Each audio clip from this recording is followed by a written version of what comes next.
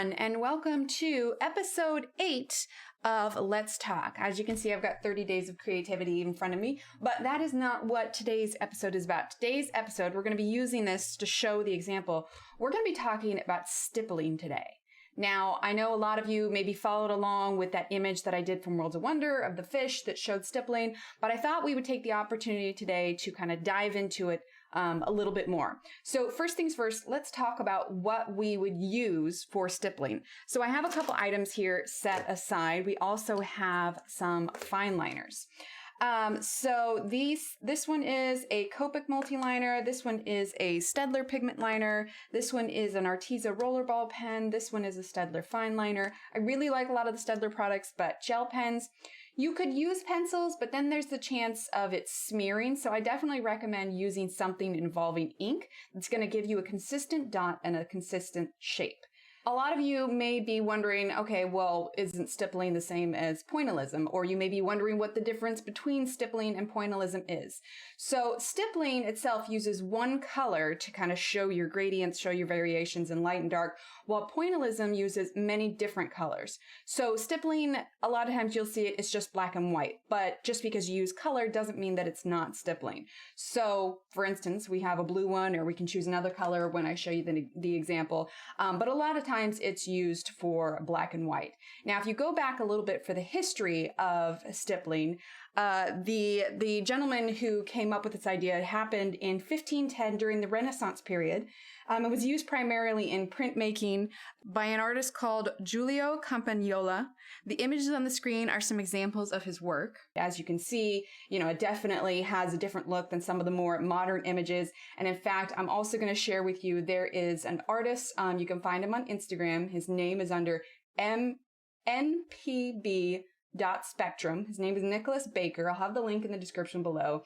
But you can see there are two very different examples of, where it started out at versus where it is now. Now, if you want a really good example of pointillism, Georges Seurat, most of us learned about him in school, or if you took any art classes at any point, most of the time you've heard about him. Even if you haven't taken classes, you will recognize this painting here, which is a very famous painting. He did this in 1884. But this is an example of pointillism, where he used a lot of different colors to create the depth and all of the color and the gradients and everything. So that's multiple colors. So we have multiple colors versus one color. Stippling is one, pointillism is multiple. Stippling in itself is a practice in kind of positive and negative space. So you're dealing with, lights and darks. So what we're going to go ahead and do is we're going to open this up. So like I said, this is 30 Days of Creativity. This is Johanna's newest book. It's not quite out yet. The link for this to pre-order will also be in the description below. So I've pre-drawn some little designs on here. This is the cut page from 30 Days of Creativity. We've got some flowers and we've got some geometric designs. So we're going to do some black and white on here, and we're going to do some color on this one so you can see both. So for this example, so like I said, I pulled out 3 of these, but we're actually just going to use one. We're going to use the Staedtler pigment liner. And I'm going to kind of show you. So the idea with stippling, and again, if you've seen the live streams before, you kind of have the idea. But the idea is to show your gradients and different shadows. You don't use different size dots. That's like you don't do small dots versus large dots. How you're going to be showing that is how you cluster your dots and how you spread them out. So for instance, so this one is a 0.5 pigment liner. Okay, we're going to start in the corner here. If we want the shadow darker on this side, we're going to be putting more dots closer together. Okay, so I'm using the same pressure throughout, but I'm clustering these dots closer together. But as I go out, I give it a little bit more space. So as you can see, it's going to look darker in the corner versus in the middle. And a lot of times what helps is to step back from your picture and kind of take a look and see how it's looking. So like there's already some dots here, but that's just part of the image. So if you want to keep going with that, then up at the top, you cluster them close together. Now, when you get this book, your mug's going to be empty, but feel free to draw any kind of geometric design you want on it. And what this is going to do is just kind of show you where there's going to be some depth. Give it a really nice kind of black and white look. If you want to use a smaller tipped one, that's fine too. But just know that part of it is you don't need to have different sized dots. It's all the same size. One of the other things you can do for stippling is you can do flicks instead. That's also been used in it. But primarily the idea is lots and lots of dots. So I'm going to finish the rest here. So, I mean, this technique has been around for ages, but it's a really fun kind of way to mix it up with coloring techniques, which is why here in a second, we'll move on to using some color and I'll show you what I mean here.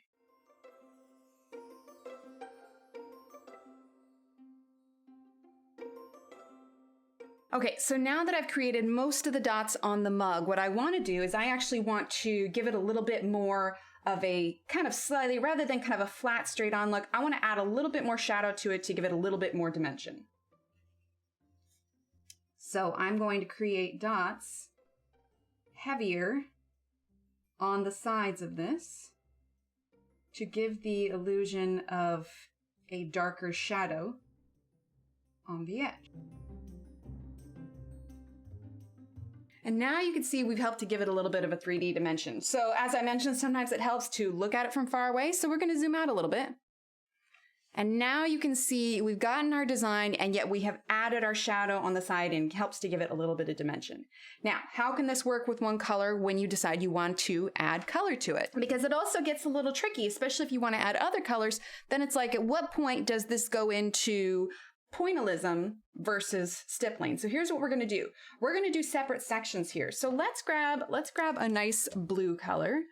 Okay, let's see. I think that one's pretty dark. Yeah, now we're going to grab this one here. Okay, these are just the Staedtler fine liners.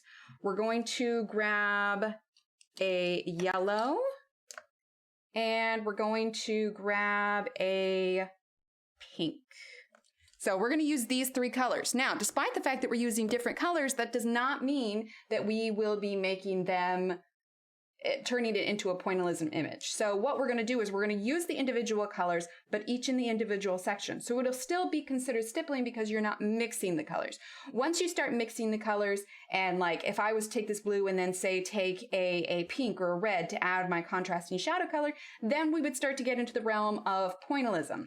So as we mentioned before, with stippling, you're using the positive and negative space. Also, I just realized I missed this one. Anybody else see that? Because I totally saw it and didn't miss it at all.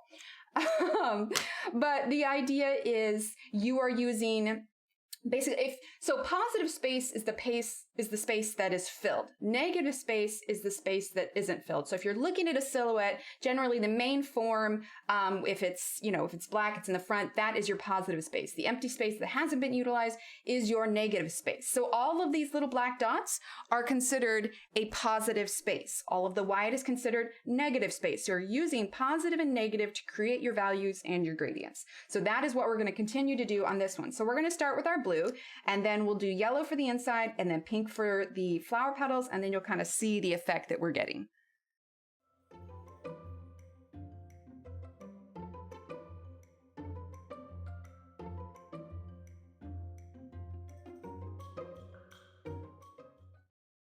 Okay, so as you can see, we have used all single colors in each section, but we have used the dispersion of the dots to create our lights and our darks and our gradients. So if you are wanting something that is just like super chill, just fill it in, then stippling could be the way to go. You want to get a little bit more fancy? Then you can start involving pointillism, where you use multiple colors to blend your colors. So for instance, say you wanted something to look green, rather than just using green dots, try putting yellow and green dots. Then when you look at it from far away, you can see that it kind of looks green to the eye. Like I said, George Seurat, I'll put that painting up again. That's kind of the method that he used to create his blending of colors. So think of it as mixing your colors, but just with dots. So there you can see it from far away now. It's just kind of a short little tidbit on maybe an extra little technique that you could try, something for you to have fun with. If you have any other questions, feel free to put them in the comments below.